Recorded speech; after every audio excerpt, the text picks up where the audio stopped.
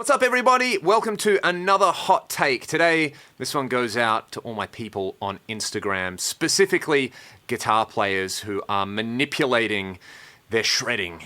You know, we're talking about the deep fakes of the guitar community here. Now, I try to spend as little time on Facebook as possible, but I actually saw a worthwhile post on there by Tom Fountainhead Geldschlager. Tom, I apologize for totally butchering the pronunciation there, but hey, I'm Australian, that's what we do. And the post goes something like this. I won't read the whole thing, but it says, "Dear guitar scene, please stop accepting false advertisement and stop making con artists famous. Posting slick-looking videos of yourself playing along to quarter-speed recorded studio tracks or sending MIDI notes through guitar VSTs as your lead guitar is not a shortcut to fame. It's a disgrace, and it will come back to haunt you. You're creating impossible standards for yourself and everybody else to live up to. And through that, you're sucking the life, the excitement, and the fun out of the entire guitar thing.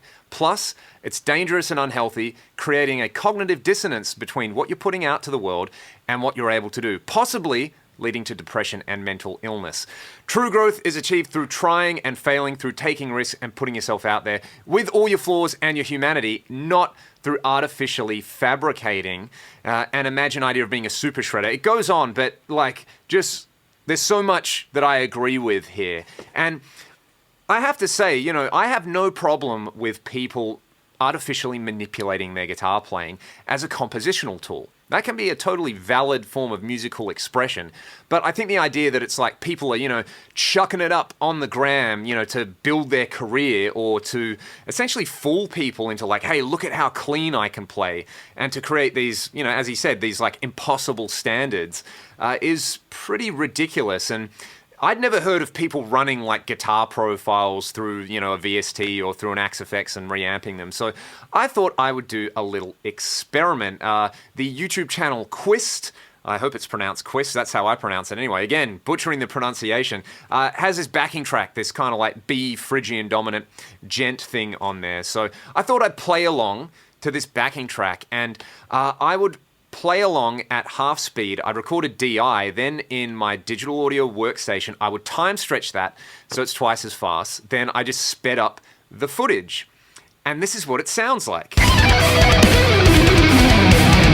Okay, then I thought, what if I just wrote that lick out and I just put into Guitar Pro and I just, exported the Guitar Pro file and chucked it over the backing track and I mimed along to it. This is what that sounds like.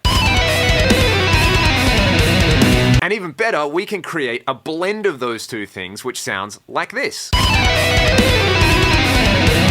Now, playing this particular lick that clean at that kind of tempo, I have no doubt that there's players out there, like players like Jason Richardson, who I've been lucky enough to sit like 5 feet away from and watch him play. And, that guy has dedicated his life to being able to do that. It is legit. It's pretty amazing the way he can actually play. And I think a really important thing there is that when you actually like attack the strings on the guitar and you play, and there's a little bit of string noise and like a little bit of, maybe just the tiniest little thing that you don't hit perfectly, whatever perfect means, it doesn't actually detract from the performance. It actually gives it character. It humanizes it. It makes it relatable. And I'm going to try to play that lick at full speed. I can't do it very cleanly, but, it just, the attack on the strings and the little bits of string noise actually make it sound like it was played by something resembling a human being. And I think it just sounds so much better. So it sounds like this, and then we're going to hear all of them back to back. And you'll be able to tell the difference pretty easily.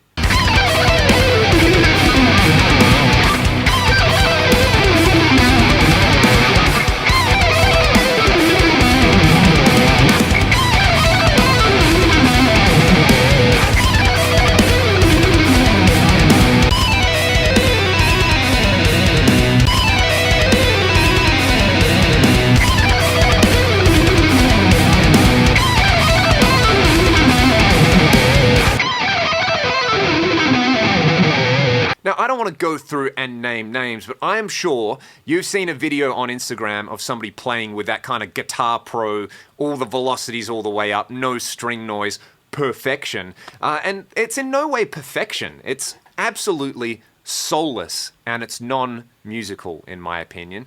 Like I said, if you're using it as a compositional tool, and that's what you're really going for, and you're selling it as a compositional tool, and you're being transparent with your audience, I think that's totally cool. But if you're like throwing it up there to get likes and comments and endorsements from companies, and kids are looking at that, young aspiring guitar players are watching that, not knowing that it's sped up and not knowing that it's actually probably impossible to do, you're doing a massive disservice to the guitar community. I don't think there's anything wrong either with like, you know, speeding something up and then practicing a lot to get it to sound like that. But again, you have to be transparent with your audience. You have to say, hey, here's like a sped up guitar track, and then here's me actually putting in the hard work to play it fast enough. And it can be done.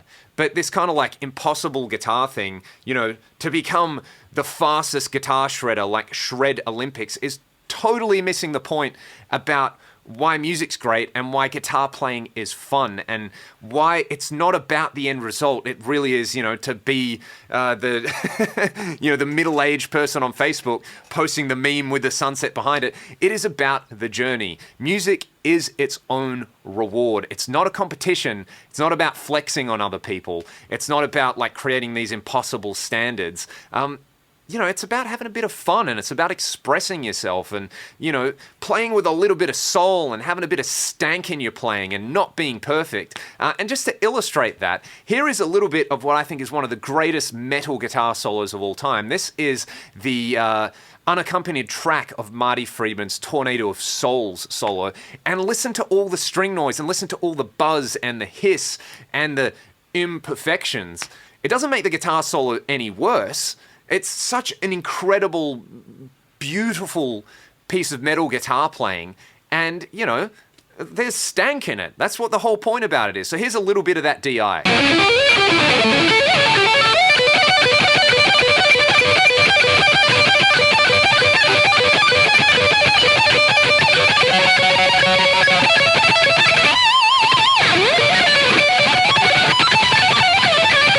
And if that's good enough for somebody like Marty Friedman, it should certainly be good enough for the rest of the guitar community. So it's pretty easy to go through and fake these things, but, you know, it's good for nobody. It's not good for you because ultimately you know it's a fake and you're lying to yourself.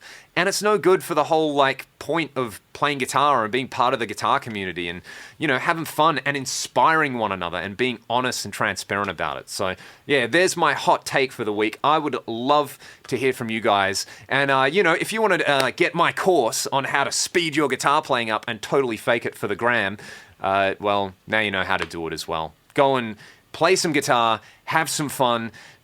Don't worry about, you know, trying to be super perfect. Just worry about trying to play with some character and just try to be yourself and have fun. I'll see you guys next time. Thanks for watching.